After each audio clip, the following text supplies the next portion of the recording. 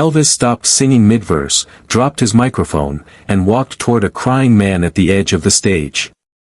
In that moment, with 15,000 people watching in stunned silence, the king of rock and roll was about to prove that some things matter more than the show.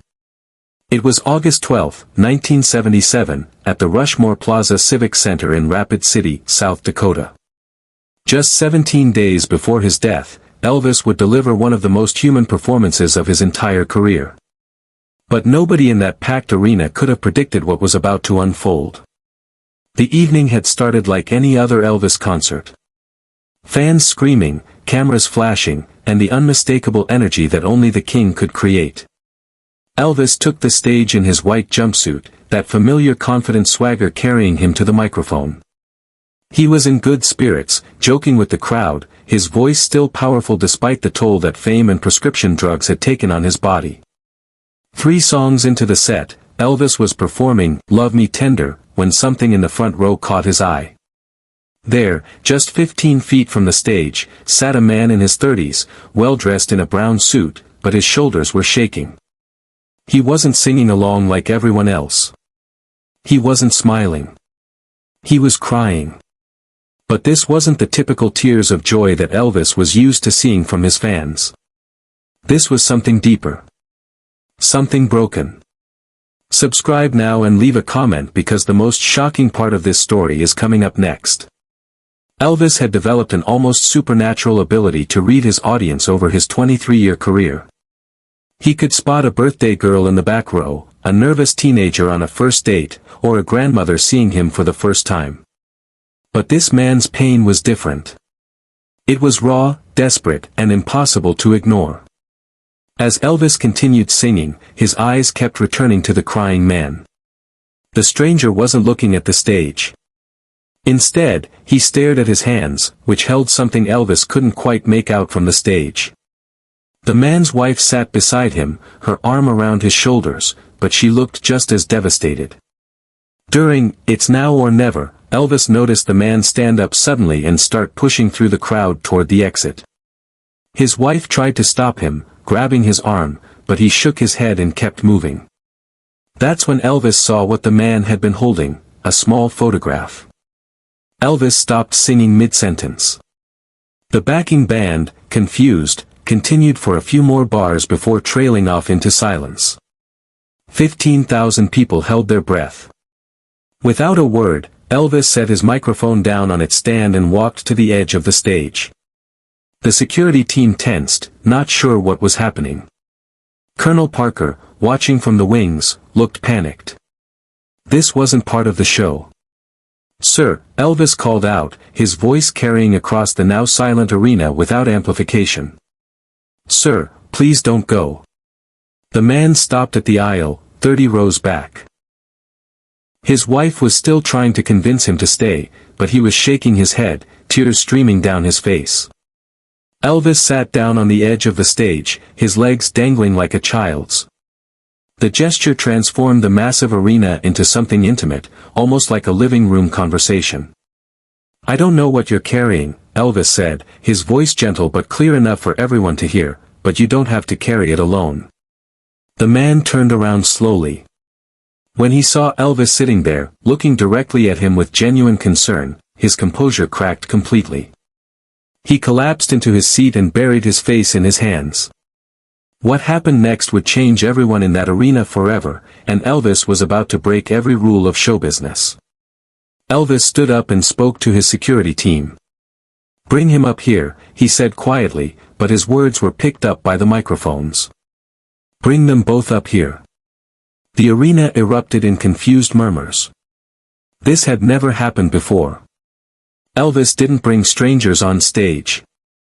He might hand out scarves or kiss a fan's cheek, but he never stopped a show for someone he'd never met. But Elvis was determined. As security escorted the couple to the stage, he grabbed a chair from the band area and placed it center stage, right next to his microphone stand. When the man reached the top of the steps, Elvis was there to meet him. Up close, everyone could see that this wasn't a young fan or an overzealous admirer. This was a man carrying profound grief. "What's your name, friend?" Elvis asked, putting his hand on the man's shoulder. "Tom," the man managed between sobs. "Tom Richardson. And this beautiful lady? My wife, Sarah." Elvis guided Tom to the chair and motioned for Sarah to stand beside her husband. The arena was so quiet you could hear the air conditioning humming. "Tom," Elvis said, kneeling down beside the chair so he could look the man in the eyes, "I saw you holding something. Would you mind sharing what it is?" Tom looked at his wife, who nodded encouragingly. With trembling hands, he pulled out a small photograph, the image of a little girl, maybe 5 years old, with pigtails and a gap-toothed smile. This was, my daughter, Amy," Tom whispered, but the microphone caught every word. She died last month. Leukemia." The entire arena gasped. 15,000 people suddenly understood why this man had been crying. And Elvis was about to do something that would define his legacy forever. Elvis took the photograph gently, studying the little girl's face. When he looked back at Tom, there were tears in the king's eyes too. "She's beautiful," Elvis said. "Tell me about her." For the next 10 minutes, with thousands of people listening in complete silence, Tom Richardson talked about his daughter Amy. How she loved to dance to Elvis's music. How she would stand on his shoes and they would waltz around the living room to "Love Me Tender." How her last request had been to see Elvis perform, but she died 3 days before they could make the trip to this concert. "We came anyway," Sarah added, her voice breaking. "Because Amy made us promise we'd still come. She said Elvis would understand." Elvis stood up and walked to his piano player. He whispered something, and the musician nodded. Then Elvis returned to the microphone. "Amy Richardson," Elvis said, looking up toward the ceiling of the arena, "this one's for you, sweetheart." He began singing "Love Me Tender" again, but this time it was different. This wasn't a performance, it was a prayer, a conversation with a little girl's spirit, a father's attempt to honor his daughter's memory. But halfway through the first verse, something magical happened. One by one, the entire audience began singing along. 15,000 voices joined together, not as fans at a concert, but as a community supporting a grieving father. Tom Richardson broke down completely, but this time they were different tears.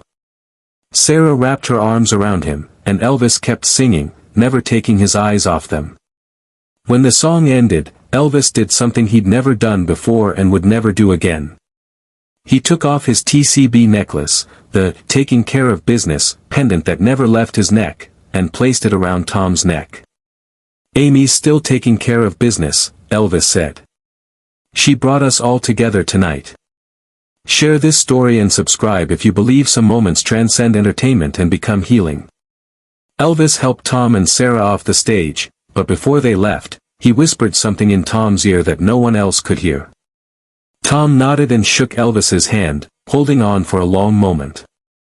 But what Elvis whispered to Tom would become the foundation of something extraordinary, and the world was about to discover the true depth of the king's heart.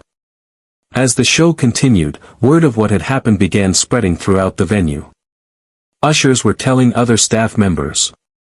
Security guards were sharing the story with their supervisors. By the time Elvis finished his final encore, the entire crew knew they had witnessed something unprecedented. Backstage, Elvis's manager Colonel Parker was furious. "You can't stop shows for every sad story in the crowd, Elvis," he argued. "We have schedules, contracts, obligations." But Elvis wasn't listening. He was still thinking about Amy Richardson, about the photograph, about the weight of a father's grief. He had lost his own beloved mother, Gladys, 20 years earlier, and he knew that kind of pain never truly goes away, it just learns to coexist with love. "Get me their hotel information," Elvis told his assistant. "I want to see them tomorrow before we leave town." What happened next had never been documented in any Elvis biography, but Tom Richardson would tell this story for the rest of his life. The next morning, there was a knock on their hotel room door. Sarah opened it to find Elvis Presley himself, not in his jumpsuit, but in a simple blue shirt and jeans, looking like any other man who had come to offer his condolences. "I hope you don't mind me coming by," Elvis said quietly. I couldn't stop thinking about Amy. For the next 3 hours, Elvis sat with Tom and Sarah in their modest hotel room, looking through photo albums of Amy's short life. He listened to stories about her first steps, her favorite toys, the way she would dance in the living room. He held the teddy bear that had been Amy's constant companion through her chemotherapy treatments. But then Elvis did something that revealed the true measure of his character. He made a phone call. "Get me Dr. Peterson at St. Jude," Elvis said into the phone. "Tell him Elvis Presley needs to talk to him about childhood cancer research." Tom and Sarah watched in amazement as Elvis, right there in their hotel room, arranged for a $50,000 donation to St. Jude Children's Research Hospital in Amy Richardson's name. But that wasn't all. "I want you to have something," Elvis told them, reaching into his travel bag. He pulled out a recording that nobody else had ever heard, a private session where Elvis had recorded "Love Me Tender" alone at Graceland, just him and his guitar, singing it the way he used to sing it to his mother. "This is the only copy," Elvis explained. "I recorded it for Gladys, but I think Amy would like it too." Sarah Richardson broke down completely. Through her tears, she managed to say, "Amy used to say that when she got to heaven, she was going to ask God if Elvis could sing her a lullaby." Elvis was quiet for a long moment, staring at Amy's photograph. When he looked up, his eyes were filled with tears. "Maybe she already did," he said softly. "Maybe that's why I saw her daddy crying last night. Maybe she was trying to tell me something." The most incredible part of this story was still to come, and it would prove that some angels work through the hearts of kings.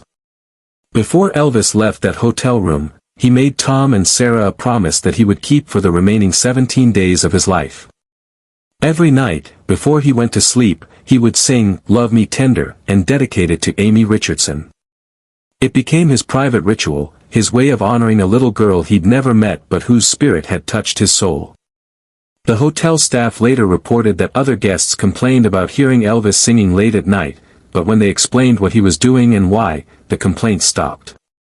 Instead, people would quietly gather in the hallways, listening to the king of rock and roll sing lullabies to a little girl in heaven.